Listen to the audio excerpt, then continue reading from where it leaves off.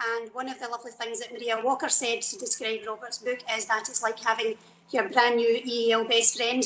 So I really like that thought. I kept that one in my head when I read Maria's little blurb at the back of the book.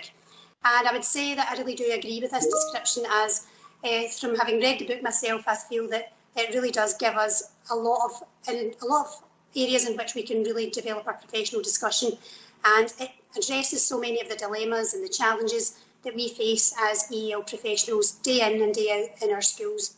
So I think that's a nice way to think of it, as being our EAL best friend. So Maria also pointed out that it really does help to feed into professional dialogue that's needed in our schools, the kind of dialogue that would help us to explore the kind of very complex picture that can be EAL in our establishments, and it gives us platforms to be able to discuss the research and the current evidence around practical steps that we can take, which will ultimately benefit our bilingual and our multilingual learners. So you may also have noticed in the book that we have a case study from our very own Christine McCormack as well. And Christine talks in the book about the importance of making well-informed choices when welcoming new arrivals to our schools, which is a subject very close to her heart at the moment, very relevant to our current work in Glasgow. And Christine talked about approaches such as survival language programmes and how we can really put programmes together which will help to ease anxieties within schools of others that are working with newly arrived children. And I think what Robert liked about Christine's approach and Christine's case study was the flexible and responsive approach to EAL, but while that would also adhere to the principles of developing successful bilingual learners. So I think that today Robert is really going to give us some food for thought in terms of taking our professional dialogue forwards in future weeks, future weeks, future months, and also into next year and beyond. So I will pass over without much more delay over to Robert Sharples, and he will give us a little bit of a flavour of what we really mean when we're talking about evidence-based approaches for EAL learners. So thank you very much, Robert. I hope you can share your screen. Actually, I can see your screen coming on there. The evidence-based EAL is our hashtag. We will be looking at that evidence-based EAL hashtag throughout the session. We will hopefully be getting a little bit of a buzz going on Twitter around, or as we be twittering, as Samir put it earlier on, we'll be twittering as we go. So please feel free to highlight your takeaways from Robert's session, the things that are really turning over in your mind and your thoughts from the session, using the hashtag evidence-based EAL. And I will pass over to Robert now. Thank you very much for your time, Robert, and welcome to joining us with Glasgow EAL. Robert, I think you're still on mute. I'm here. Lovely. Well, thank you very much, Laura, for that incredibly warm welcome. It's always a warm welcome when I'm in Glasgow. I was just thinking when the last time I was with you was, and it was almost exactly 2 years ago, before the pandemic shut everything down. So it's a huge pleasure to be back with you, even if only virtually. I'll be visiting vicariously for a bit longer.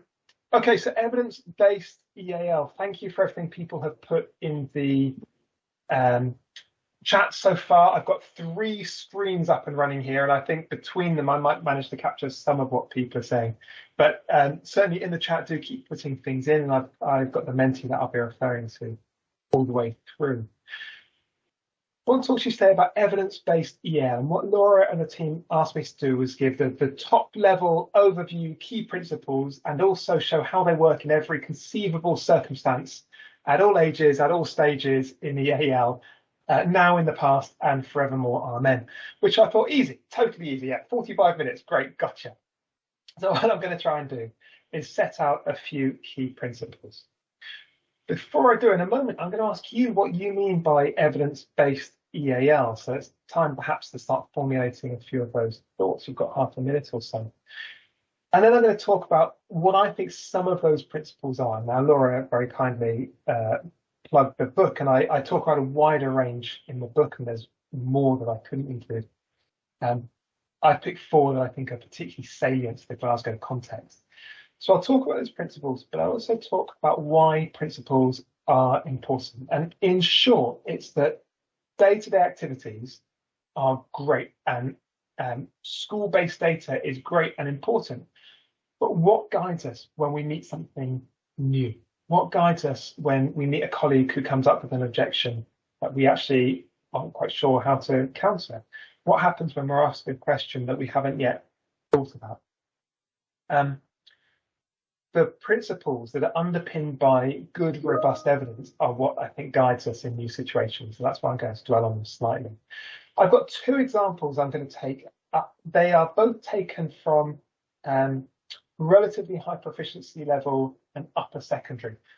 There's a reason for that. It's because I think they're the least well served by the material we have available at the moment, and they're particularly salient here. But I'm going to show how we can take that, and I'm just going to spool it through the ages and stages of proficiency to show how these principles can be applied in collaboration, across the age and across the curriculum, from early years through the primary phase, through the secondary phase, and up into tertiary education, where I spend most of my time. And at the end, I'm going to talk a little bit about being an EAL leader. So we have leaders of learning for EAL, which is great, but actually every EAL specialist, in an important sense, is a language leader. People will look to you for advice, and if they don't, they certainly should, and you should tell them they should. One of the key jobs of an EAL specialist is to perhaps push back, but also to be that source of expertise. And Laura's very kindly shared with me that the focal points of EAL in Scotland, and I'll try and speak to that a little bit and think about how we could do that in practice. So we'll start with a quiz. We have the great and the good of Scottish EAL here. So, how many EAL pupils are there in Glasgow? Answers in the chat, please.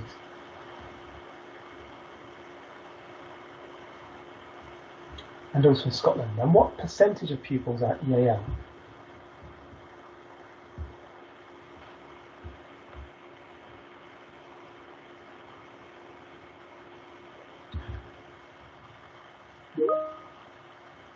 Oh, very good, very good. Okay, 22%, 24%. Anyone going to hazard a number?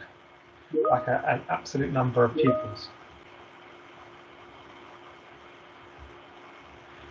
Mrs. G says that there are 28 EAL pupils in Glasgow. I'm going to say it's more than that.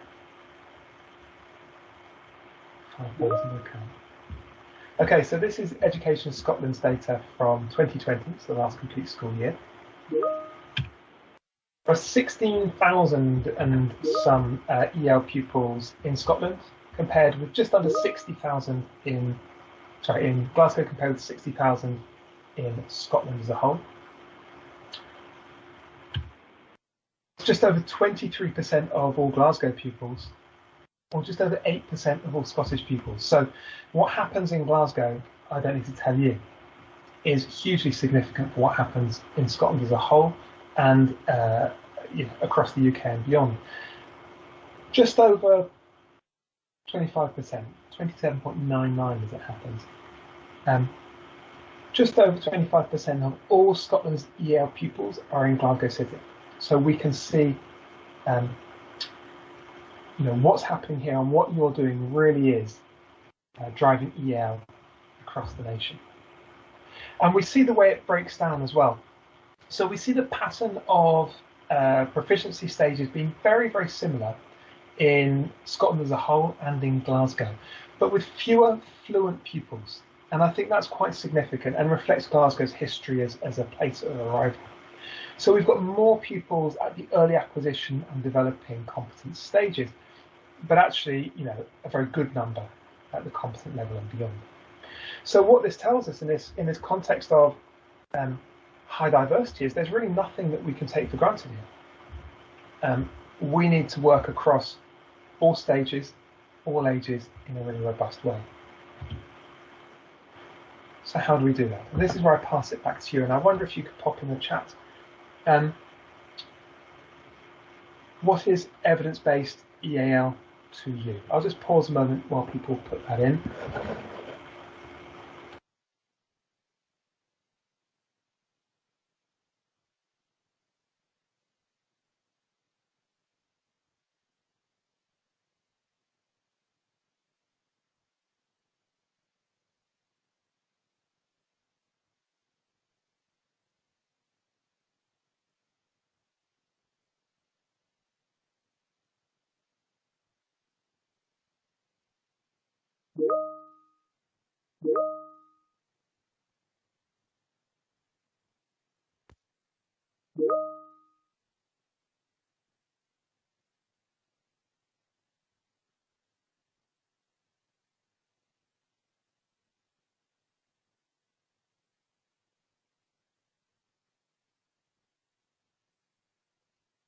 Okay, so what's coming through here I think is really significant. We see being able to know what the students can do. I think that's absolutely crucial. We need very, very clear data on their abilities, and also to push back against that assumption of deficit.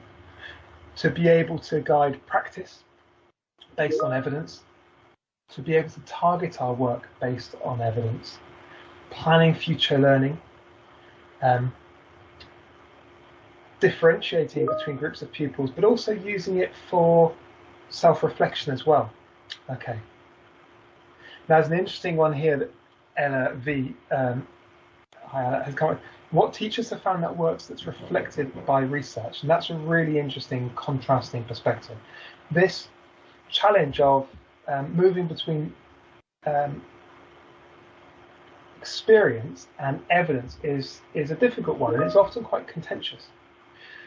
So I don't see a particular challenge. I think where we see a contrast between evidence and research evidence and practice, I think we're slightly barking up the wrong tree, and researchers take quite a lot of the blame for that. When we present research as something that is true in all situations that must just then be used, then I think we're doing teachers and specialists a real disservice. But we're also doing research a real disservice, because I don't think it's that simple.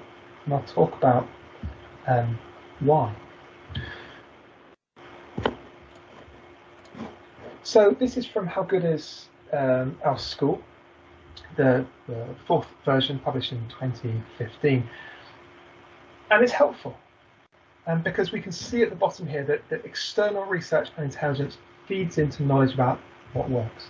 But I think that's limited in important respects, because it still talks about knowledge, external knowledge about what works, that is then spread or disseminated to practitioners who then apply it and in some small way develop it locally. And I think that's okay. I think evidence about what works is really valuable when the context is predictable. Very often it's not. In EAL, it's rarely that predictable. It's probably the area of our education system that's the most dynamic. So very often we need to know, well, what happens when we don't have a well-researched, robust answer about what works, when that particular scenario hasn't been tested. And I think that's where we need to fall back on those principles, on why things work. So my view of evidence-based EAL is more ambitious, not just knowing what works and falling into this difficult dichotomy between evidence and practice, but also saying that actually all teachers should have an understanding of why it works. And a big part of the job of researchers, and I count myself as an applied researcher here, our job should be not just working out how things work and telling people the answers, but sharing that process together so that all of us can be engaged in understanding why things work and why things don't work. I can't see a single plausible reason why things work should be the preserve of people who aren't in the classroom. It has to be shared. It has to be built collaboratively. Otherwise, I think it's just, can I say it's a bit shonky? It certainly doesn't make any sense to me. So I would look at that in terms of 3 areas of professional knowledge. Now you notice that I'm not talking a great deal about the kind of school data that you looked at with Christine earlier, and thank you for sharing those slides with me in advance. So school data is really, really important because it helps us to monitor the impact of teaching and helps us to monitor and assess learning, which is crucial. But it doesn't give us the kind of long-term principles that we need. Knowing how this year's pupils performed, for example, and how that compares with previous years or other pupils this year and so on is really helpful for measurement. It's not an evidence-based principle. So I think there are 3 areas of professional knowledge where we should be collaborating very, very closely. But there are, of course, loads more, but these are the ones I'm going to focus on.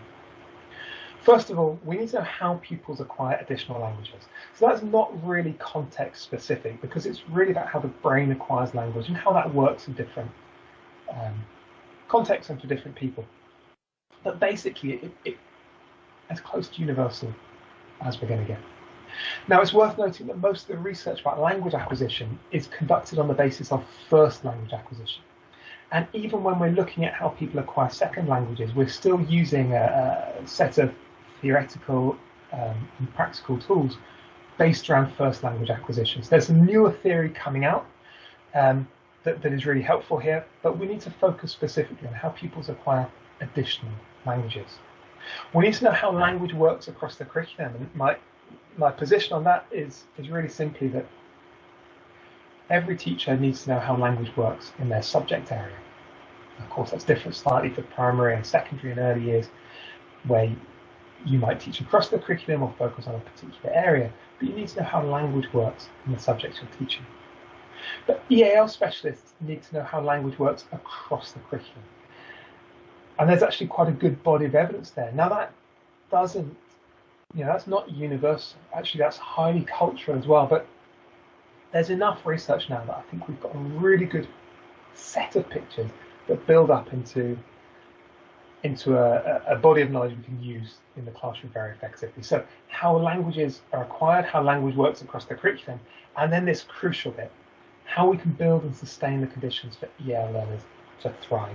And I think there's evidence there, but that's the bit where it's probably led by practice, because there's policy in there as well. There's philosophy. Should teachers be activists in this sense? Should researchers, and so on.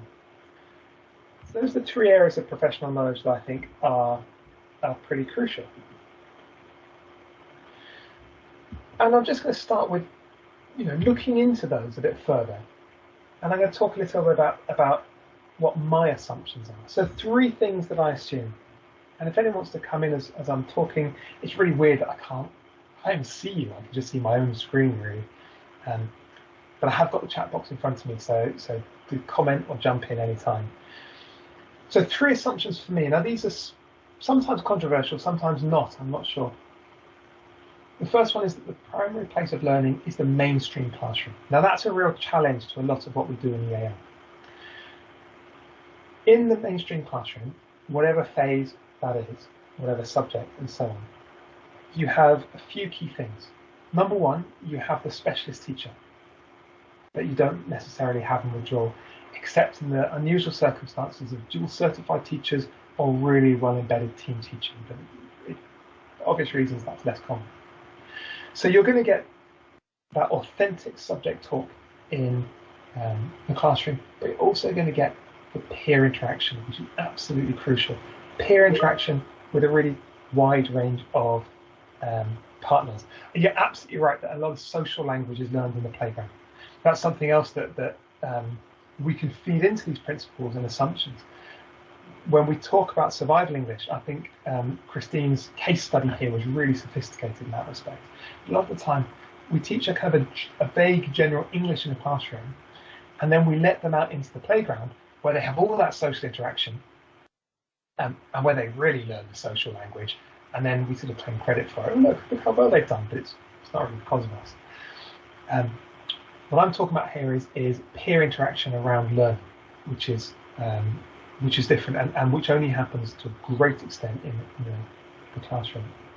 But related to that language is inseparable from content. So one of the big arguments about whether or not we should withdraw pupils, for example, is I'm just getting messages, people asking for control popping up, excuse me. So one of the arguments around withdrawal is whether people need a certain level of English to be able to engage with subject content or not. And I would recast that in terms of spectrum, from language-rich subject teaching that all teachers should be doing, and we should be helping them with that, through to subject-rich language teaching, which is the work of perhaps a EAL specialist. So when we think about withdrawal, for example, it's all about, right, the further we're going to take kids out of the mainstream classroom, the more we need to pack in that content in the EAL classroom. I would argue that applies right down to the very basics of survival English, but it's a topic perhaps for another session. And then the third one, that the challenge faced by learners is substantial, but it's not unique. Actually, all learners are developing their command of academic language as they learn.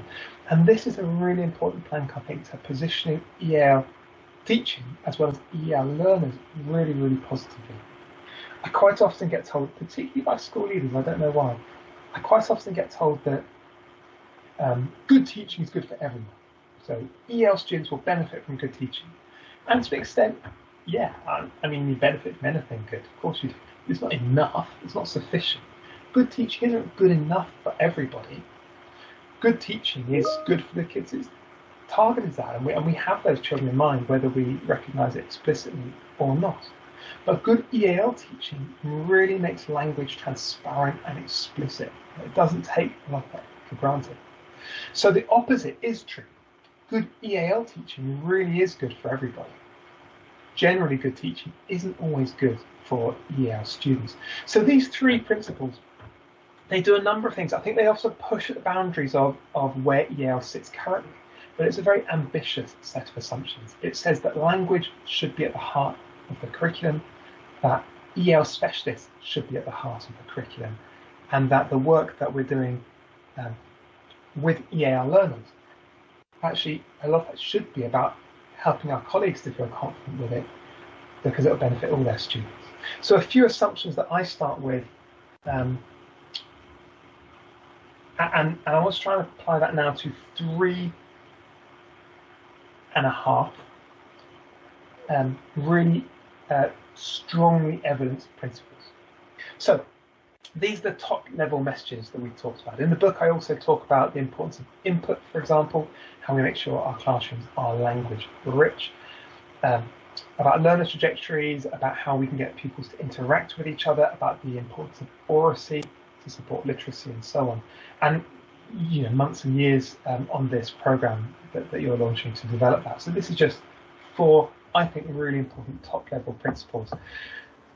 I think the headlines here should be really familiar, but what I'm trying to do is just say, listen, there is really robust evidence for this. It doesn't come from school data. It comes from large-scale, international, replicated studies that we can go into, talking to colleagues, talking to school leaders, and lay this down firmly. This is as close to true as a researcher will ever acknowledge as possible. So 4 principles, 3.5, because the last one is it's more of a position statement, and then we're going to look at how it works in practice. Okay, so bilingual learners can achieve highly. Now my data here is from England because we have some particularly well studied data in England. It of course applies far beyond those boundaries, and as someone who goes across the border fairly often, and I'm often told that what happens down south doesn't apply up here, and what happens up north doesn't apply down there. And actually, of course, there's a great deal of overlap despite the differences. So this is Key Stage 2. So this is the end of primary school in the English system. Achievement in English by proficiency level in English, and those are very, very similar, if not the same as the Scottish levels. On the vertical axis, we have the mean teacher assessed level, and in grey we have the English or Welsh, that's EW, monolingual average, and then we have A, very low levels of English proficiency, up to E, fully fluent. So the first thing to notice here is at the end of primary school, pupils with very, very low levels of English do very poorly. To be honest, I think in English I think it's amazing they get any marks, because how can you if you don't speak English? Anyway, they do, but with a very, very wide confidence interval. That's that I bar that you can see. There's a lot of variation here. We can see a steady climb, but we can also see that pupils at the highest levels of proficiency substantially outperform monolingual pupils. And that's really, really important. Bilingual pupils are not achieving equality with monolingual pupils. They're significantly outperforming. Now, we might expect that at stage E. At stage D, that's really good news. But look where stage C is. That's a relatively intermediate level of English. And if it's not within the margin of error, it's coming right up close to it. We see this age 7 reading proficiency. So again, we can see new to English, same categories, just with the phrase labels rather than the letter labels. Pupils new to English do quite poorly. Fluent pupils outperform monolingual pupils actually beyond the margin of error there. Competent pupils do seem to outperform monolingual pupils. There's a little overlap, a little uncertainty, but it seems pretty robust.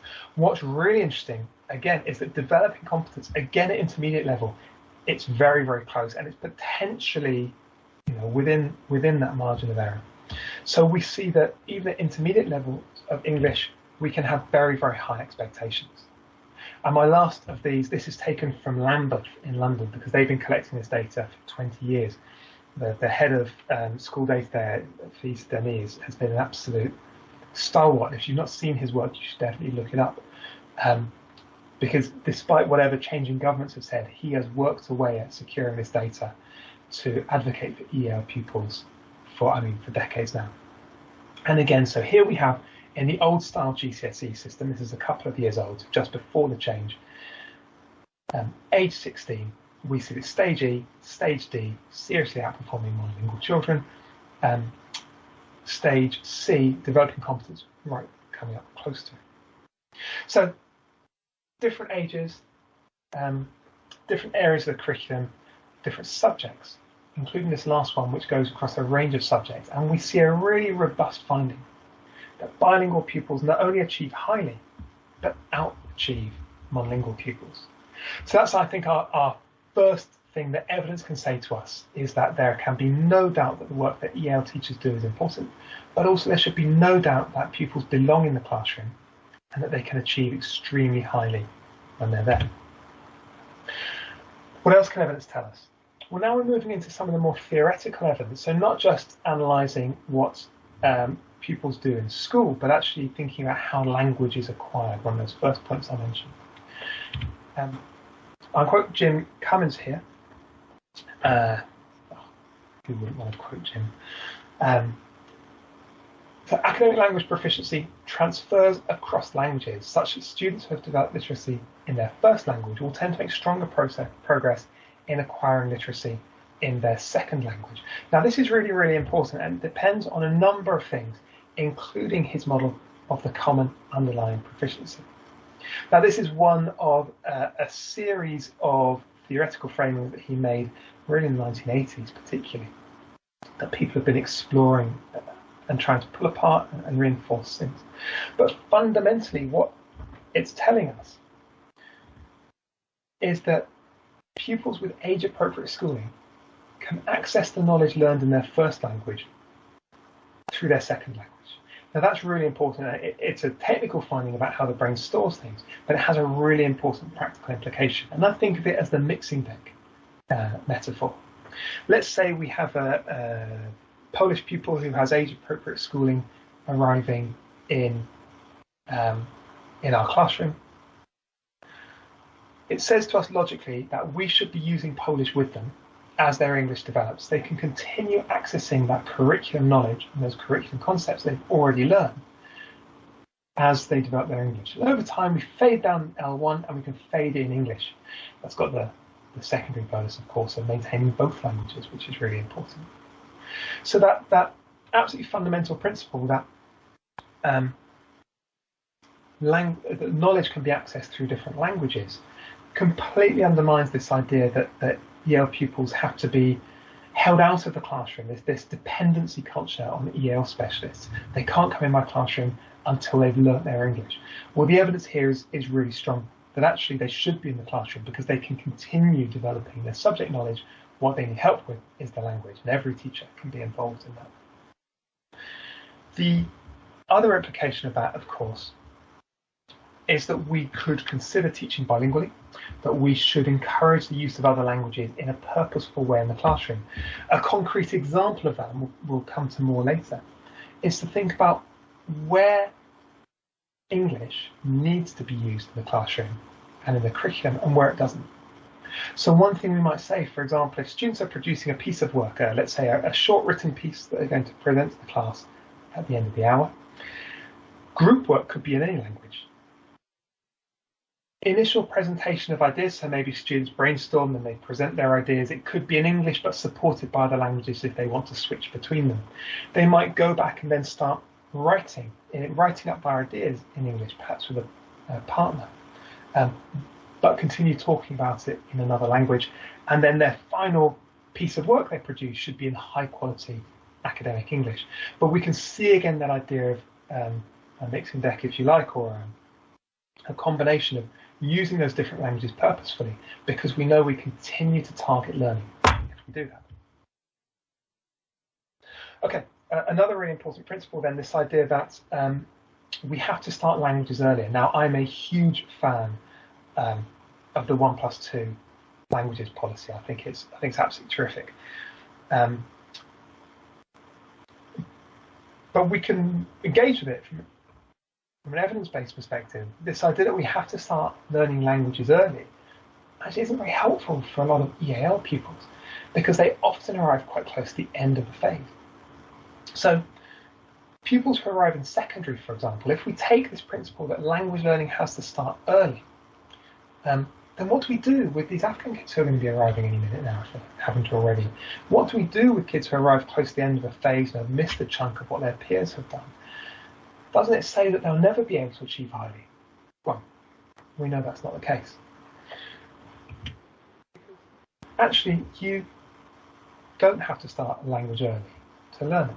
So this comes down to something that I'm sure will be familiar, the idea of a critical period for languages, the critical period hypothesis.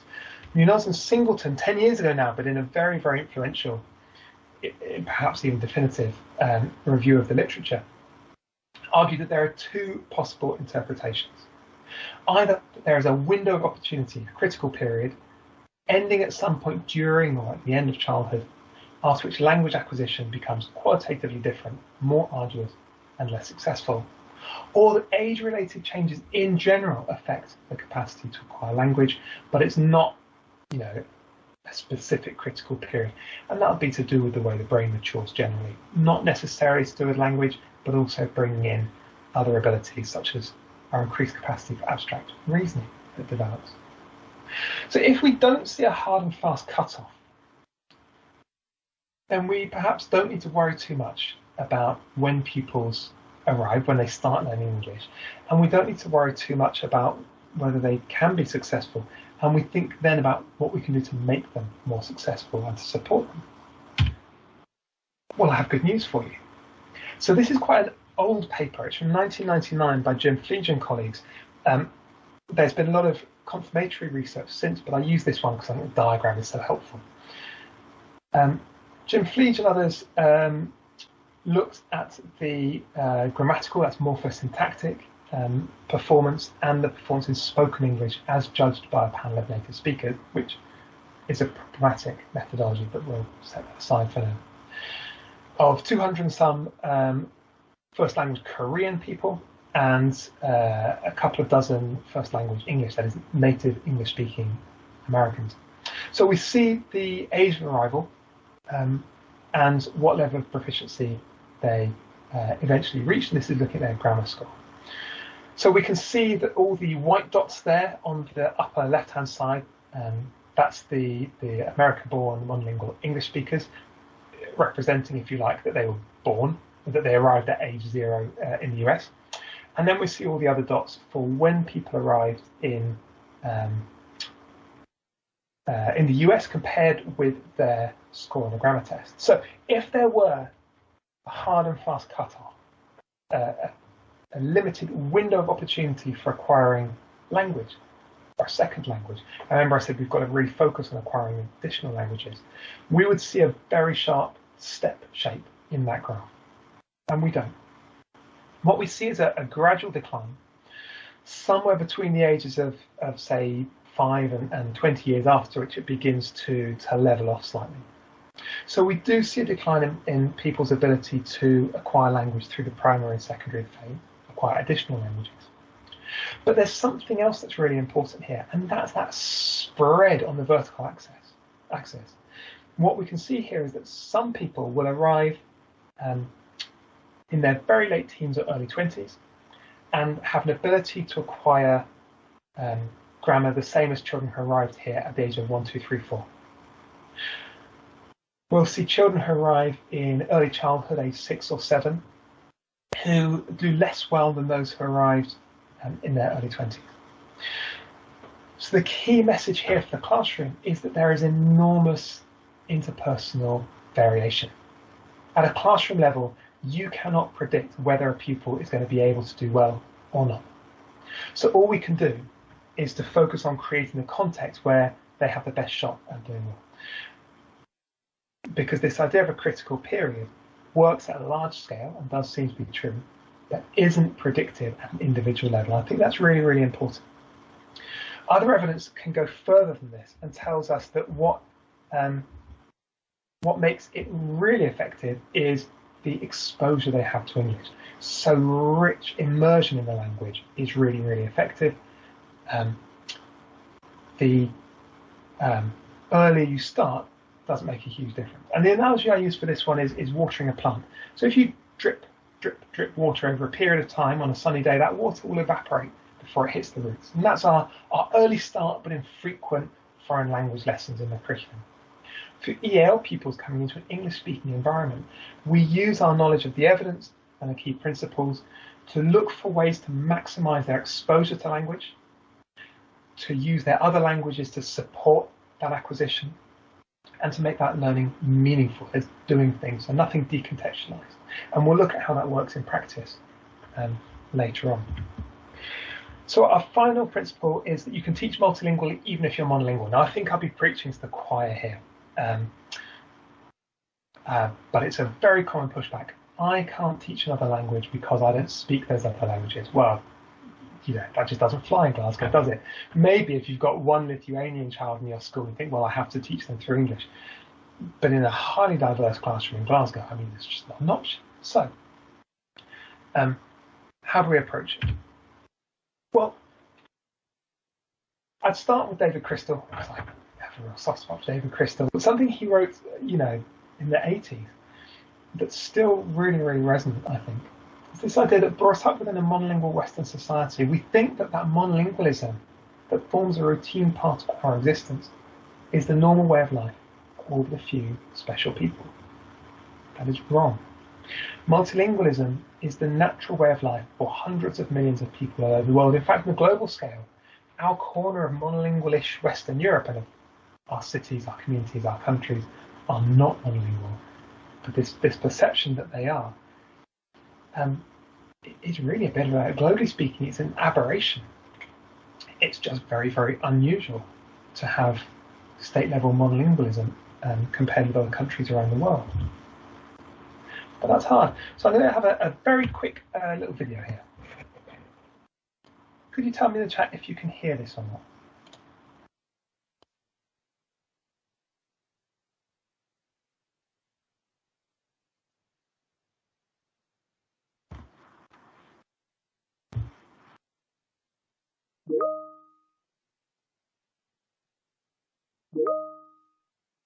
Okay.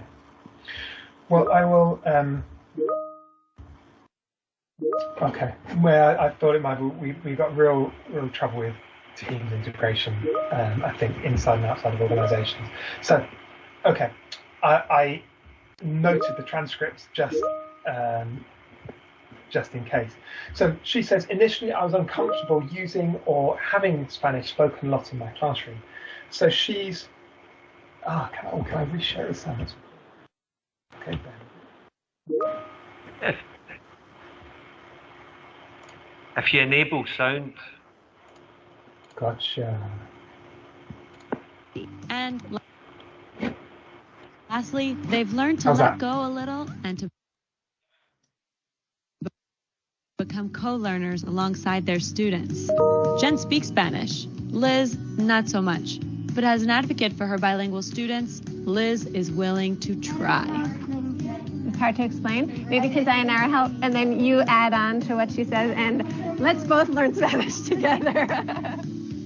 Initially, I was uncomfortable using or really having Spanish spoken a lot in my classroom because I felt like I was the teacher and I needed to know what was happening and what was going on all the time. But I learned to let go and have patience, and developing that patience really helped me also develop some empathy and realize while I'm sitting here like trying to understand a language that I don't know, that's what my emergent bilinguals often are doing all day long. Let's recap Liz and Jen's tips for teaching bilingual. Okay, so I'll pause there. This is obviously in New York State. It's part of the New York State initiative on emergent bilingualism. Yeah, definitely. So the key person in that project setting it up, and it's a really big state level project with the City University of New York, is Ophelia Garcia of translanguaging fame. And I share that because I just like to reinforce that message that this is something we all face, this fear of hearing other languages. And I want to contrast that with what students and young people are telling us. So this is from a 2018 study of the integration of resettled refugees, and it's looking back on those early experiences of arrival. So Amadi, 28, male Ethiopian, Amadi says some of the things that we actually had in our minds when we first came didn't happen for us. We thought we'd continue our education and stuff like that. We didn't know about age concern, that is to say that your access to education is cut off when you reach a certain age. Education-wise, he said, we were let down. Ahmed, who arrived at age 14 from Iraq, has a worldly wise take on it. As soon as I came, he said, I had to do some exams. The GCSE exams for the year 9. Well, okay, they start in year 9, the exams are 2 years later. We'd just arrived, I had to do them exams. And then, so obviously I'm going to take, and I messed up, obviously. And then, well, I didn't know that them exams decide your future. And I think, you know, if we take that teacher's perspective, and if we take these students' perspective, I think what we see here is an urgent call for action. That actually the evidence-based approach to EAL that we're talking about can go beyond just what we do in individual classrooms, and actually help us to push back against aspects of the education system that are very, very disadvantageous to young migrants and young bilingual children. If we started with a blank piece of paper, I don't think we'd end up where we are now for these learners. So, time's marching on, but I wanted to take a minute to look at some examples.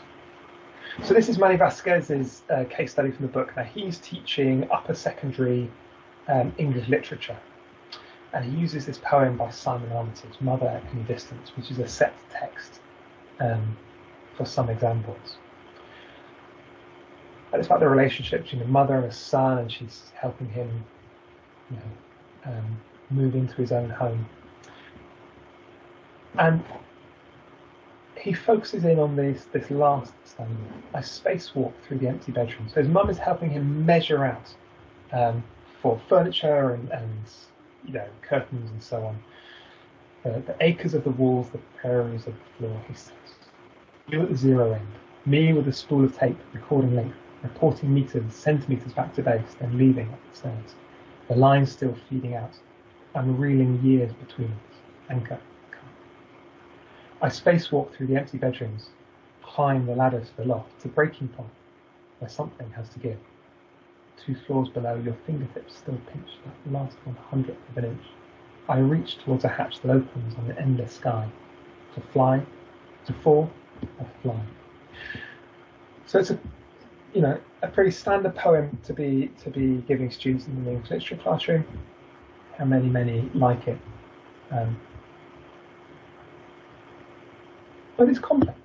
There's a great deal there, and children with very different experiences of family and of loss are going to respond to this poem really differently. So how do you do that? Now, what Manny does is start with that image of a spaceman on a spacewalk, and he talks about the contrast. He introduced another photo also of a baby in an umbilical cord, and he talks about that image of the cord.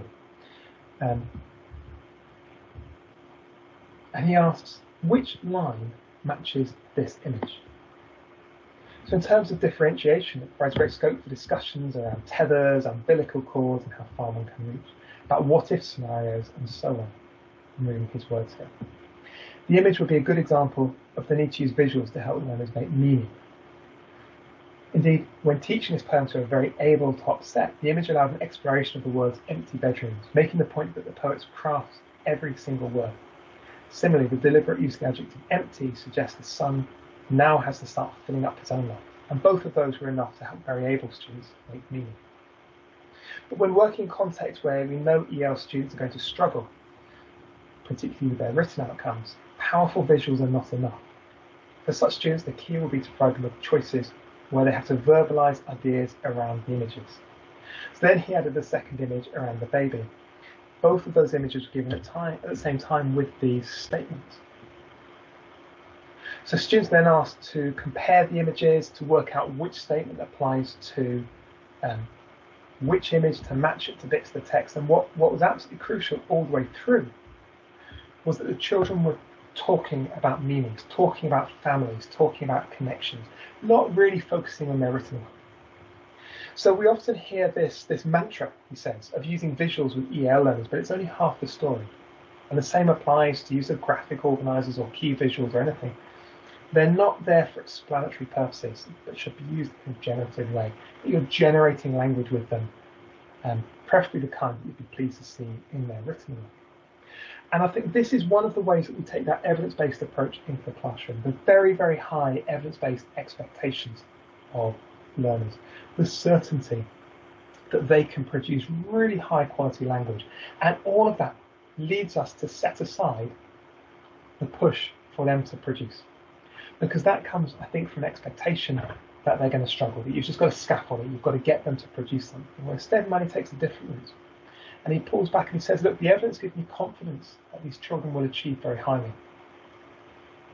So I'm just going to talk to them and I'm going to keep exploring this language. And from what they say, I'll draw out the hooks and we'll build our writing through. He's got the confidence not to worry too much at this early stage, that they can do it. He knows that they can. So then it's about finding a way that works particularly with them. This is an article that when I was editing the EAL journal, we commissioned from a history teacher, Charlotte Bowyer. So she had this problem at the other end, that her students were doing quite well, but really not well enough. They never got the top grade, they always got quite good, and that was enough for most people. But based on the evidence, we know that children who speak multiple languages with support will outperform monolingual children. So how do you do it?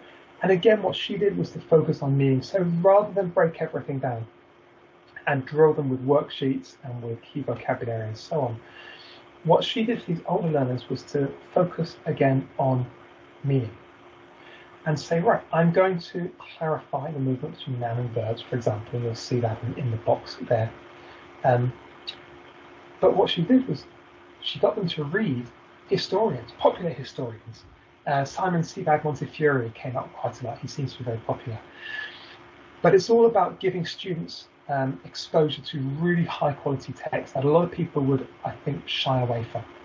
And to say, we have every reason to believe they will do superbly. They belong in the classroom. So let's make sure that in the EAL classroom, we're going to expose them to the same quality language that they get elsewhere. She said something that really stuck with me. She said, if we teach students to begin each paragraph with a model sentence starter, which would be a perfectly logical approach for EAL learners, then we're setting a limit on their academic writing. They don't sound like historians, and they'll struggle to get to the highest levels. So her challenge here was to move students from quite good to excellent, and actually moving away from some of those EAL scaffolds that she'd been using previously, to engage in children over time with high quality, authentic writing, that content-rich language teaching we talked about. Really made a difference. She found that after a 1 hour focused input in her history class, developed with the help of the EAL specialist, she saw benefits, and she felt that those benefits were visible in their mock exam papers 3 months later. So we can see this level of confidence in the learners is certainly justified. Now I'm conscious that we've only got a couple of minutes left, so I want to talk for just a moment, about what that means for a year long or longer than that CPD program. So the key challenge in EAL is always to build long-term sustainable EAL support in a fast-changing and under-resourced setting. And if you don't work in a fast-changing and under-resourced setting, congratulations, I'd love to know how you do it. When the urgent threatens to overwhelm the important.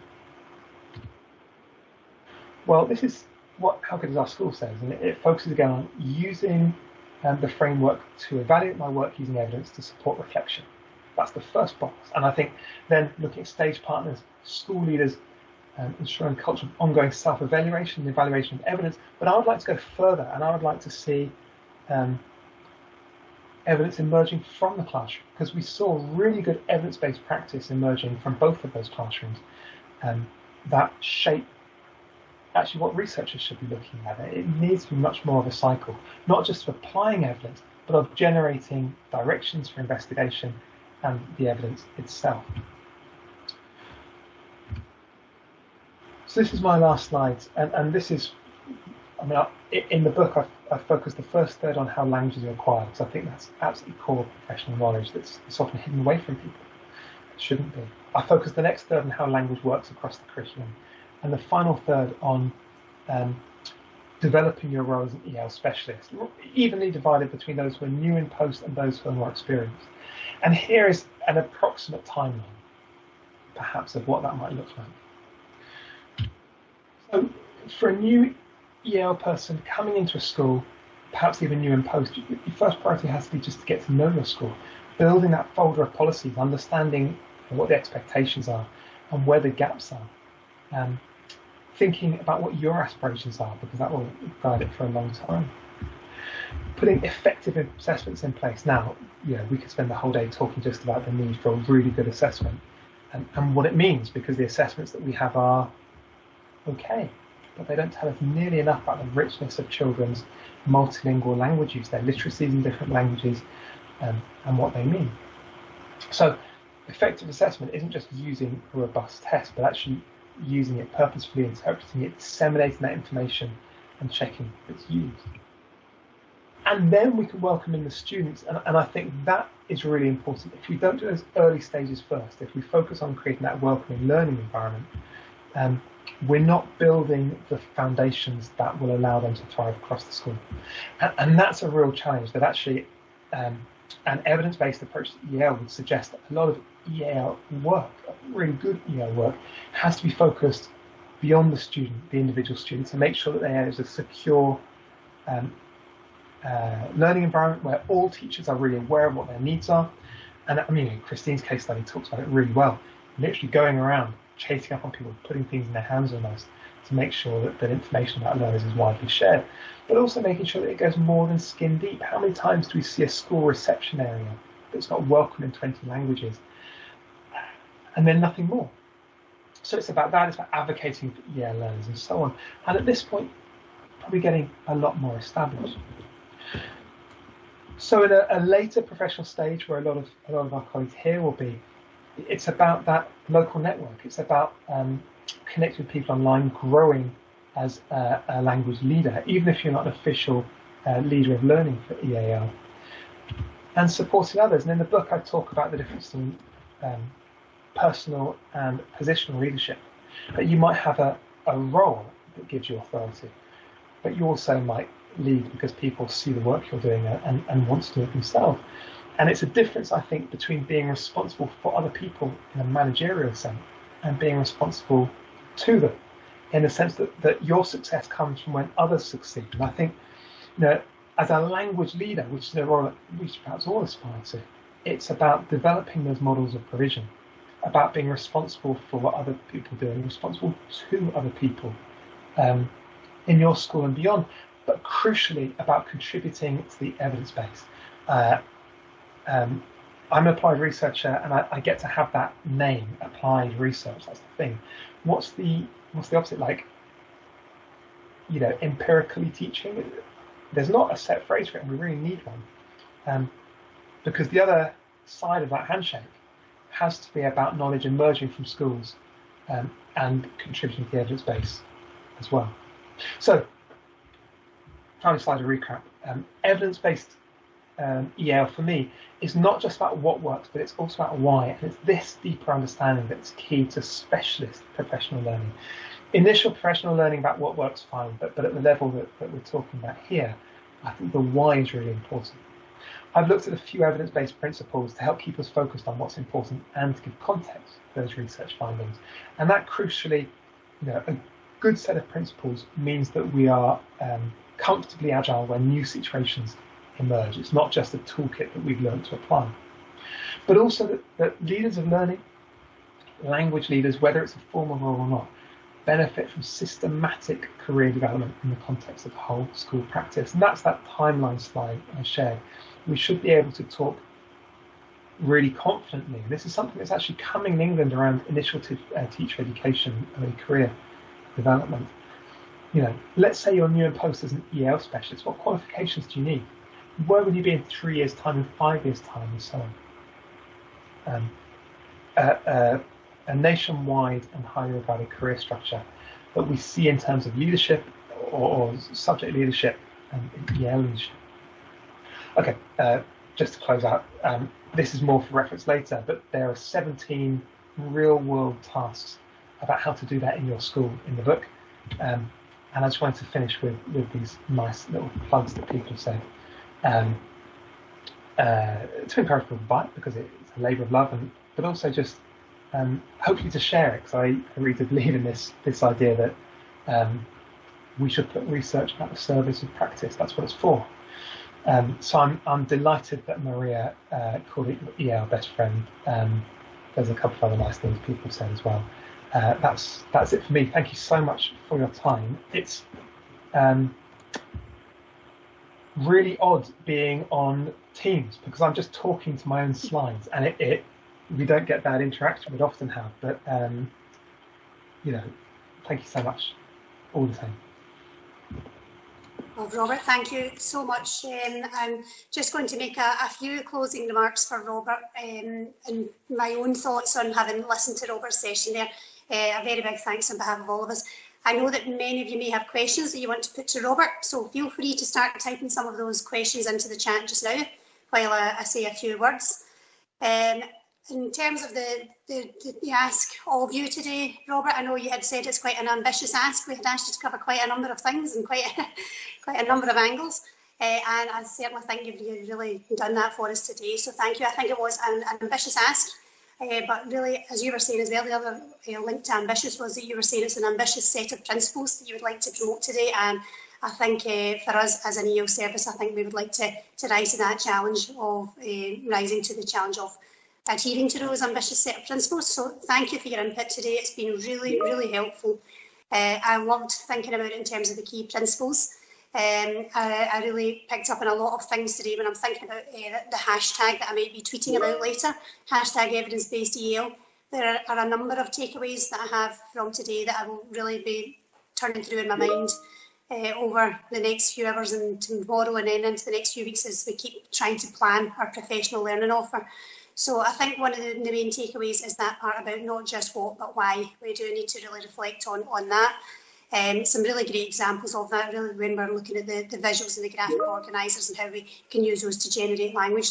So many takeaways from today to shed some light on such a complex discussion when we think about how we work with EAL learners across early years, primary and secondary. It's a very complicated and complex picture. So I think you've given us so much food for thought about long-term sustainable EAL support. So I can't thank you enough. For all of you who have joined us today, thank you so much for your time and your patience with ICT and for all your contributions and thoughts. There will be an evaluation that'll be posted into the chat. But what I'm going to do while you're filling out the evaluations, when you have that link there, that can be done at any point. I'm going to go into the chat now and see if there are any particular questions for Robert. Robert, I don't know if you can see the chat on your screens, but I will have a flick through and I will pose some of the questions as they come up to you, if that's okay. If you're happy for me to just fire them at you cold, I will do so. So you've got your microphone muted there, Robert, but I will put the chat on my screen and we'll see if there are any particular questions. So far I'm just seeing comments coming through there, just from so many people saying a brilliant insight into evidence-based practice. Lots of thank yous, thank you, very informative and so much to think about. Very interesting presentation, informative. I think a lot of people looking to get copies of your book. As a service, we have purchased a number of copies already and we'll keep doing so, and we will make sure we are sort of dropping these into schools across the city as we go. So anyone looking for a copy, we do have some copies here, but we will try and look at ways of getting that more spread more widely across the city. There's Francine here that says, thanks Robert, I like that stubborn vision, it fits with this morning's session. I would absolutely agree. Looking forward to reading your book. Very informative and taking forward some of the points. So I'm not spotting any questions yet. Anyone else who does spot any of the particular direct questions for Robert, please jump in and unmute your microphone. Latif is very interesting. Thank you, Robert. In terms of your tasks that you had set there at the end, I think that's certainly something that we could take forward as a service. We could look at some of those tasks within our professional learning offer. And I have run this past Robert that we can continue to link. I think Robert's happy for us to continue to tap into his expertise and discuss with Robert our professional learning offer going forward and see if Robert has any further ideas of how we can shape that offer throughout this year and into next year and beyond. So we will definitely continue to link with Robert. We are hoping that we can, as time moves forward and COVID is not so much of an issue, that we might get chances to do face-to-face sessions. So we would absolutely love that, Robert, if at some point in the future we might be able to work with you in person and invite you to Glasgow to work with us. I'm seeing there's a number of schools looking for a copy of the book. We will get that out. I've just put the link in. I mean, you know, don't get it off Amazon. Let's fight the good fight on both sides. But just that's the publisher's link, and they. I know everyone assumes that publishing in EAL is the next Uber, but what the publisher said to me was, I mean, we might break even on your book. I mean, I'm not sure, but to be honest, we think it's worth doing, and I want to, you know, let's try and get it from them directly just to reward that faith, because you really do have to take a punt on these things. It was a big investment by them to make it possible. So thank you everyone who's talking about it. There's a couple of things I wonder if I could respond to very briefly. Yeah, a couple of things coming in there. You'll see in the chat just coming through. Yeah, it's actually come quick back and scroll, but something Maxine said about I wish head teachers would adopt such policies. So I couldn't agree more. But I think, you know, we've got to get them there, because people just don't know. There's an awful lot of people just really don't know.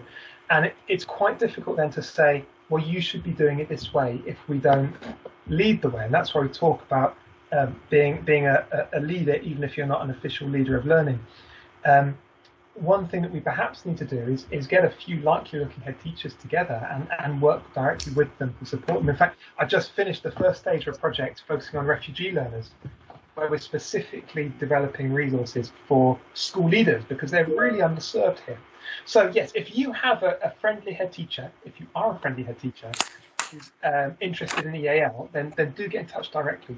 I guess with Laura and also with myself, because we'd really love to hear it. And I just love restore my belief in what I'm trying to achieve. It warms my heart. Thank you so much for saying that. Oh, thank you. It's difficult out here, you know. Yeah. I mean, try it down south, pal. It's worse. My thought when I was I worked in Edinburgh for a couple of years, and I always seem to think that, you know, the relationship to England was a little bit like, well, just because my neighbour's house is on fire doesn't mean that mine's neat and tidy. And it really is, you know, you even virtually you come back up and you remember what it's like to have a highly regarded EAL community, and it makes such a difference. People asking here about the role of the EAL teachers to enhance mainstream classroom practice. Really hard. There's so many different approaches. There's a really good book by Angela Crease on partnership teaching that I can share a link to if you haven't seen it. It's quite old now, really quite old, but really good. But I think for me, that the way to get partnership teaching in place is to start small, to find one or two people, whoever they are, and collaborate with them informally, because nothing breeds success in this world like success. And it's really attractive when people see learners that they struggle with beginning to thrive, then they want in on it. And I think a lot of this stuff about how, well, those learners can't succeed in my classroom is just defensiveness, deep down.